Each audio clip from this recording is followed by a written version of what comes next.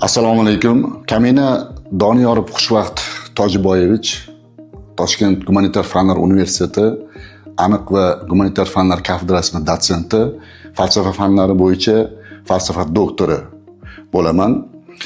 Ushbu universitetda bir holatni guvohi bo'ldimki, universitetda professor o'qituvchilarining ilmiy ijod bilan shug'ullanishlari uchun maksimal darajada barcha sharoitlar yaratilganligini ko'rdim. Shuningdek, universitet kutubxonasi nihoyatda adabiyotlarga boy ekanligini, talabalar tomonidan ushbu adabiyotlardan foydalanish maksimal darajada davom etayotganligini ham ko'rishingiz mumkin.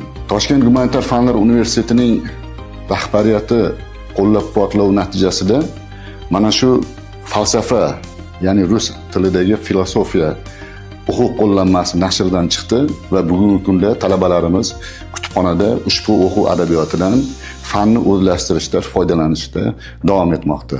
Ushbu adabiyotning qiymati shundan iboratki, bevosita bugungi informatsion zamonda globallashuv jarayoni o'zining kulminatsion nuqtasiga chiqqan bir paytda berilayotgan ma'lumotlarni, ayniqsa ijtimoiy tarmoqlarda yoki ommaviy axborot vositalari orqali boshqa adabiyotlarda berilayotgan ma'lumotlarni mantiqiy va tanqidiy tahlil qilib, undan to'g'ri xulosa chiqarib, qaror qabul qilish nihoyatda muhim hisoblanadi.